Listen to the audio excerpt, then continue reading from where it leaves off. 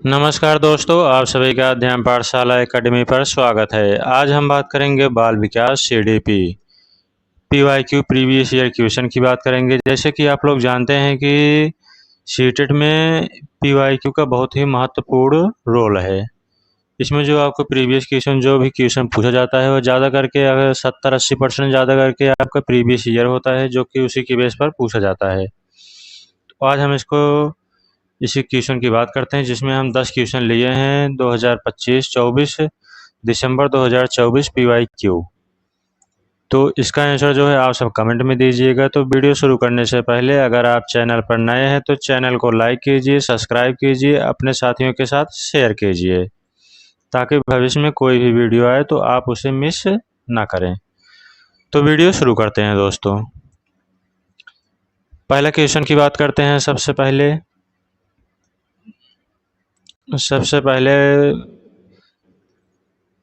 Question की बात करते हैं तो बाल विकास के सिद्धांतों के अनुसार विकास की प्रक्रिया क्या है? According to the principles of the child development the process of the development. इसका आंसर आप लोग देखेंगे। ऑप्शन ए कह रहा है कि केवल आनुवंशिक कारकों पर निर्भर करती है, केवल पर्यावरणीय कारकों पर निर्भर करता है, आनुवंशिक और पर्यावरणीय दोनों कारकों का परिणाम होता है, किसी भी कारक पर निर्भर नहीं करता है।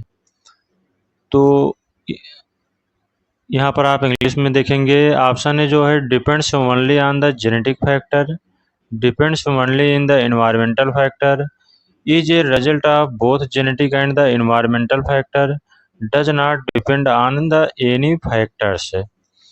तो इसमें आप ये देखेंगे कि जैसे कभी कभी एग्जामिनर जो होता है, ये जो हिंदी में होता है उसे गलत मान लेते हैं। जैसे अगर जो आपका हिंदी में ऑप्शन है वो गलत है और इंग्लिश में राइट ऑप्शन है, सही दिया गया है, तो आपको जो एग्जामिनर जो क्वेश्चन सही मानेगा ऑप्शन वाला, वो इंग्लिश वाला सही मानता है एनसीईआरटी की बेस पर। तो इसमें जो आपका राइट आंसर हो जाएगा वो हो जाएगा कि आनुवंशिक और पर्यावरणीय दोनों कारकों का परिणाम होता है। जो आपका विकास का सिद्धांत होता है, डेवलपमेंट स्टेज होता है, वह आपका एनवायरमेंटल और हेरिडिटी दोनों का मिलवन होता है, दोनों का प्रभाव पड़ता है। Genetic and the environmental factor दोनों का प्रभाव पड़ता है, जिससे कि डेवलपमेंट विकास होता है। बात करते हैं हम नेक्स्ट क्वेश्चन की। नेक्स्ट क्वेश्चन बात करते हैं क्वेश्चन नंबर 2। क्वेश्चन नंबर 2 आप लोग देखेंगे यहाँ पर। कोहलबर्ग के नैतिक विकास के सिद्धांत के अनुसार एक बच्चा जो नियमों का पालन केवल दंड से बचने के लिए करता है, वह किस स्तर पर है? यहाँ पर आपका कोहलबर्ग से क्वेश्चन पूछ लिया गया है कि कोहलबर्ग के नैतिक विकास के सिद्धांत के अनुसार एक बच्चा जो नियमों का पालन केवल दंड से बचने के लिए करता है, वह किस स्तर पर है? ऑप्शन ए पारंपरिक स्तर, ऑप्शन बी पूर्व पारंपरिक स्तर, ऑप्शन सी उत्तर पारंपरिक स्तर और ऑप्शन डी जो है सामाजिक अनुबंध स्तर। यहाँ पर इंग्लिश में आप लोग देखेंगे। According to the Kohlberg theory of the moral development, a child follows the rules only the avoid punishment is at which level. इसके 4 लेवल होते हैं। पहला लेवल जो आप लोग यहाँ देखो, conventional level, pre conventional level, post conventional level और सोशल कॉन्ट्रैक्ट लेवल। इसे आप हिंदी में ना याद करके इंग्लिश में याद कर लीजिए। बहुत ही इंग्लिश में आप लोग इसको समझ पाए, नहीं तो हिंदी में आप लोग कंफ्यूज हो जाएंगे। तो जो इसमें कोहलबर्ग के इसमें जो बच्चा होता है, कोहलबर्ग के पनिशमेंट से बचने के लिए इसमें पूछ रहा है किस अवस्था में बच्चा इसमें किस स्टेज में यह प्रतिक्रिया करता है। तो कोहलबर्ग ने के यही पूछने का सिद्धांत जो इसमें ऑप्शन हो जाएगा, option number B is the right answer. Preconventional stage जो होता है, इसमें जो बच्चा होता है, जो बालक होता है, वह दंड से बचने के लिए इसमें प्रयोग करता है, इस स्टेज में रहता है। अब हम बात करते हैं next question number 3। Question number 3 की बात करते हैं। लेव वाइगोस्की से क्वेश्चन यहाँ पर पूछ लिया गया है कि लेव वाइगोस्की के अनुसार निकट विकास क्षेत्र जेडीपी जोन प्रॉक्सिमल डेवलपमेंट का अर्थ क्या है? जेडीपी जो है यह बहुत फेमस है, यहाँ से आपको एक क्वेश्चन देखने को मिलेगा ही। इसका जो फुल फॉर्म होता है zone proximal zone proximal development.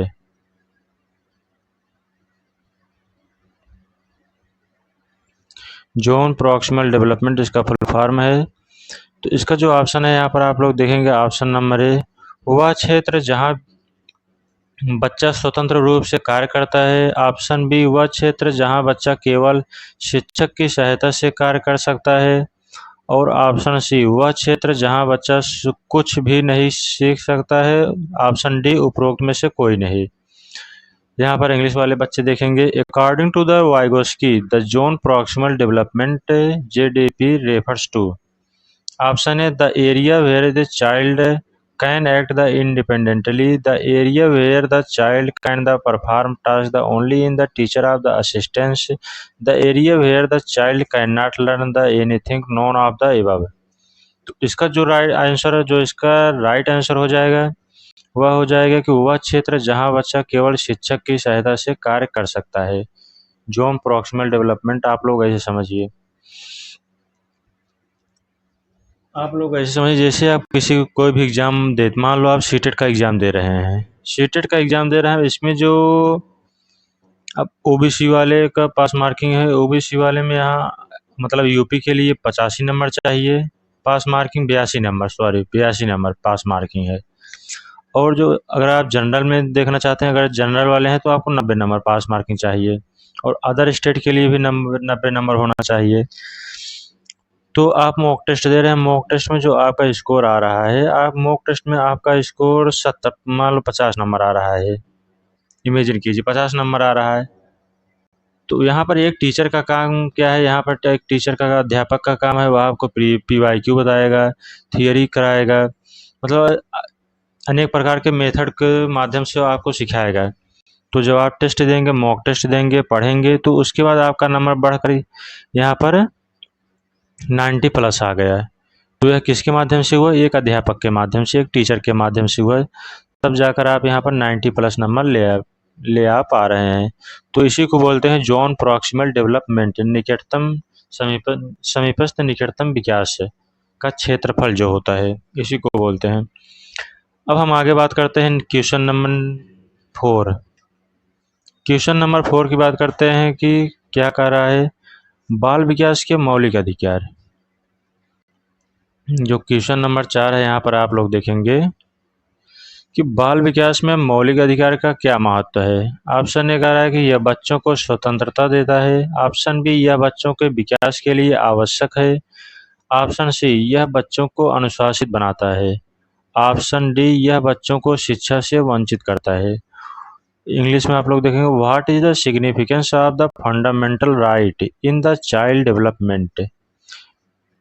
तो यहाँ पर आप इसका जो राइट आंसर है, अगर आप लोग देखेंगे तो यह हो जाएगा ऑप्शन नंबर बी, यह बच्चों के विकास के लिए आवश्यक है। जो मौलिक अधिकार होता है, यह बच्चों के विकास के लिए आवश्यक होता है। तो आगे हम देखते हैं, मौलिक अधिकार जो होता है, ऑप्शन नंबर बी नहीं, सॉरी, ऑप्शन नंबर बी इसका नहीं हो जाए। जो मौलिक अधिकार होता है, मौलिक अधिकार क्या का काम क्या होता है, यह बच्चों को स्वतंत्रता देता है।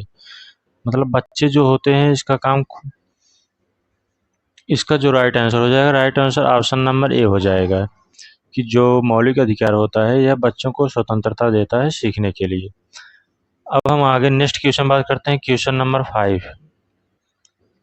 अगर आप सब क्वेश्चन नंबर 5 देखेंगे तो यहाँ पर क्वेश्चन नंबर 5 क्या कह रहा है, एक शिक्षक को छात्रों को विविध सीखने के स्तर को कैसे संबोधित करना चाहिए। ऑप्शन नंबर ए, सभी को एक ही तरीके से पढ़ाकर। ये तो एकदम गलत बात है, सभी को एक तरीके से कैसे आप पढ़ा सकते हैं। ऑप्शन नंबर बी है, छात्रों के व्यक्तिगत अंतर को समझकर, केवल मेधावी छात्रों पर ध्यान केंद्रित करके। ऑप्शन नंबर डी, कमजोर छात्रों को अनदेखा करके। यदि आप कमजोर छात्रों को अनदेखा कर देंगे तो ये कहाँ की विविधता हुआ, तो ये डाइवर्स ऑफ द लर्निंग नहीं हुआ। तो एक किस गलत ऑप्शन हो जाएगा, केवल मेधावी छात्रों। केवल शब्द जहाँ पर आ जाए, ये निगेटिव वर्ड है। केवल शब्द जहाँ पर आ जाए तो समझो आप निगेटिव वर्ड है। खैर तो पहले 2000 मतलब कि इसके पहले 2022-23 में तो निगेटिव वर्ड केवल जहाँ पर आ जाता था शब्द और निगेटिव क्वेश्चन ही गलत हो ऑप्शन ही गलत हो जाता था। लेकिन अब केवल जहाँ पर वो भी क्वेश्चन सही होने लगा है, तो ये तो केवल मेधावी छात्रों पर ध्यान केंद्रित करना ये भी गलत है। ऑप्शन नंबर बी इसका राइट आंसर हो जाएगा कि छात्रों के व्यक्तिगत अंतर को समझकर। हम छात्रों के व्यक्तिगत अंतर को समझकर उनके जो समस्या है, समस्या को पहचान कर उनका समाधान करना, तब उनको हम संबोधित करना। यह एक शिक्षक का महत्वपूर्ण भूमिका होना चाहिए। नेक्स्ट क्वेश्चन बात करते हैं क्वेश्चन नंबर 5। क्वेश्चन नंबर 6 संज्ञानात्मक विकास का अर्थ क्या है? Cognitive development in the refers. Cognitive development to the refers इनका अर्थ क्या है? तो हम क्वेश्चन नंबर 6 की बात करते हैं। ऑप्शन नंबर 1 शारीरिक विकास, ऑप्शन नंबर बी मानसिक प्रक्रियाओं का विकास, ऑप्शन नंबर सी सामाजिक विकास, ऑप्शन नंबर डी भावनात्मक विकास। संज्ञानात्मक विकास का मतलब होता है मानसिक विकास, कॉग्निटिव डेवलपमेंट जो कि मस्तिष्क से जुड़ा हुआ है। तो फिजिकल डेवलपमेंट है तो रॉन्ग आंसर हो जाए। Development of the mental process. Option number B is the right answer हो जाएगा। सोशल डेवलपमेंट समाज से नहीं होता है, इमोशनल भावनात्मक रूप से नहीं होता है। तो इसका जो राइट आंसर हो जाएगा, right answer is the option number B. Next question बात करते हैं क्वेश्चन नंबर 7। क्वेश्चन नंबर 7 को देखते हैं हम लोग। क्वेश्चन नंबर 7 है आपके सामने, बाल विकास में मूल्यांकन का उद्देश्य क्या है? बाल विकास के संदर्भ में मूल्यांकन का उद्देश्य क्या है? छात्र ऑप्शन नंबर ए छात्रों को डराना, ऑप्शन नंबर बी छात्रों की प्रगति का मूल्यांकन करना, ऑप्शन नंबर सी छात्रों को दंडित करना, ऑप्शन नंबर डी छात्रों को असफल करना।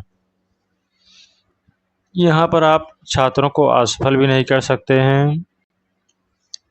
ये नई शिक्षा यानी कि नई न्यू एजुकेशन पॉलिसी के माध्यम से यहाँ पर नहीं है। छात्रों को दंडित करना, यह 17 धारा के अनुसार आप बच्चों को मारोगे तो कंप्लेंट आप जेल भी जा सकते हैं। यहाँ पर धारा नंबर 17 में यह मेंशन किया गया है कि आप किसी भी छात्र को दंडित नहीं कर सकते हैं। यहाँ पर जो होगा आप छात्रों को डरा भी नहीं सकते। मान लो ऑप्शन नंबर बी इसका राइट आंसर हो जाएगा, छात्रों की प्रगति का मूल्यांकन करना हो जाएगा कि to evaluate student the progress. Option number B is the right answer. Next हम बात करते हैं क्वेश्चन नंबर 8। क्वेश्चन नंबर 8 की बात करते हैं हम, समावेशी शिक्षा का मुख्य उद्देश्य क्या है? What is the main objective? क्या what is the main objective of the inclusive education? समावेशी शिक्षा का क्या उद्देश्य है? ऑप्शन नंबर ए की हम बात करते हैं अगर, ऑप्शन नंबर ए केवल सामान्य छात्रों को शिक्षा देना, ऑप्शन नंबर बी सभी छात्रों को समान अवसर प्रदान करना, ऑप्शन नंबर सी विशेष आवश्यकता वाले छात्रों को अलग करना, डी हो जाएगा कमजोर छात्रों को अनदेखा करना। इसमें जो आपका राइट आंसर हो जाएगा, राइट आंसर इसमें है आपका option number B is the right answer. छात्रों को समान अवसर प्रदान करना। समावेशी एजुकेशन जो है इंक्लूसिव एजुकेशन या न्यू एजुकेशन पॉलिसी में है कि मतलब सभी बच्चों को साथ साथ लेकर चला जाए और सभी बच्चे जो हैं उनको एक समान से शिक्षा दिया जाए, एक समान का अवसर प्रदान किया जाए यहाँ पर, और बच्चों के बीच में भेदभाव नहीं करना चाहिए। यह इंक्लूसिव एजुकेशन का उद्देश्य है। हम बात करते हैं क्वेश्चन नंबर 9। क्वेश्चन नंबर 9 की बात करते हैं मल्टीपल इंटेलिजेंस। क्वेश्चन नंबर 9 है कि मल्टीपल इंटेलिजेंस थ्योरी के अनुसार एक छात्र जो संगीत में रुचि रखता है उसकी प्रमुख बुद्धि कौन सी होती है? ऑप्शन नंबर ए भाषाई बुद्धि, ऑप्शन नंबर बी तार्किक गणितीय बुद्धि, ऑप्शन नंबर सी संगीतात्मक बुद्धि, ऑप्शन नंबर डी शारीरिक गति संबंधी बुद्धि। इंग्लिश में आप लोग देखेंगे, according to the multiple intelligence theory a student interested in a music the primarily process which intelligence. Option number में इसमें linguistic intelligence, logical mathematical intelligence, musical intelligence, bodily cognitive the intelligence.